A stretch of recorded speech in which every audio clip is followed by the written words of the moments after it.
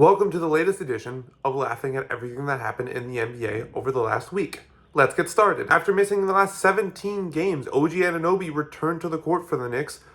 He was a plus 28 in 28 minutes in New York's 106-79 win over the Philadelphia 76ers last night. And to sum up how Knicks fans like myself are feeling, this is basically it. You can't beat him hand to hand. Analyze his fight pattern. Scanning. Countermeasures ready.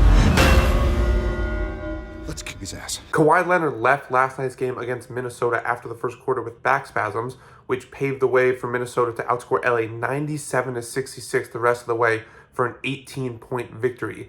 And if my logic is correct, that now means that Kawhi Leonard is your 2023-2024 NBA MVP. Congrats. I'm going to switch it a bit to NFL now.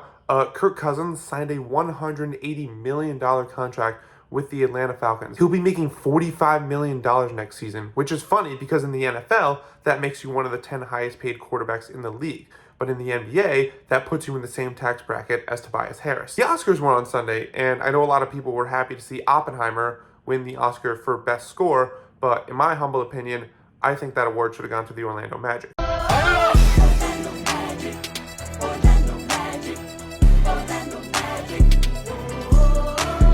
The Nuggets beat the Celtics in a potential finals preview on Thursday, and as you can imagine, everyone in Boston is being super rational and level-headed about it.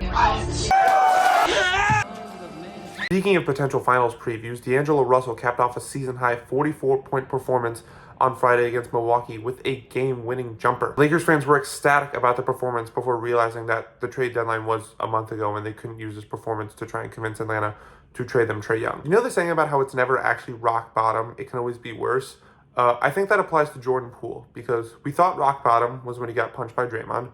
Then we thought it got even more rock bottom when he was traded to the Wizards. But getting demoted to a bench role by the literal worst team in the league, that's rock bottom to me. I'm sorry. That's where SpongeBob is waiting for the bus. I'm sorry. That's it. Anthony Edwards had one of the most insane blocks you'll ever see on Thursday to essentially save the win for the Timberwolves over the Indiana Pacers on Thursday. And I know what you're thinking. Wow, that block looks a lot like your classic LeBron chase down block. Can Anthony Edwards replace LeBron as the face of the league? Well, here's the thing. That block is not why Anthony Edwards could replace LeBron as the face of the league. The reason why Anthony Edwards could replace LeBron as the face of the league is because Skip Bayless already found a way to shit on that block. It was recently pointed out that the newly revealed Kobe Bryant statue actually has a few spelling errors in it, which in my opinion is super embarrassing for any franchise legend, but it's particularly embarrassing for a franchise that prides itself on taking care of its superstars. I guess handing out a $48 million extension to a guy coming off a torn Achilles is easier than a simple spell check. To end this episode, I want to salute one of the true bag getters of the summer of 2016.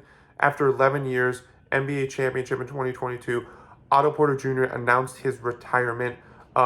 Congrats to him, man. Timofey Mozgov, Alan Crabb, Chandler Parsons, they're all sitting at the bar waiting for you to buy you your first drink. So salute to you, congrats, and a happy retirement, you Wizards legend. And that's all I got. Tune in next week when we make fun of the coming week of all that happened in the NBA. I'm so excited for it.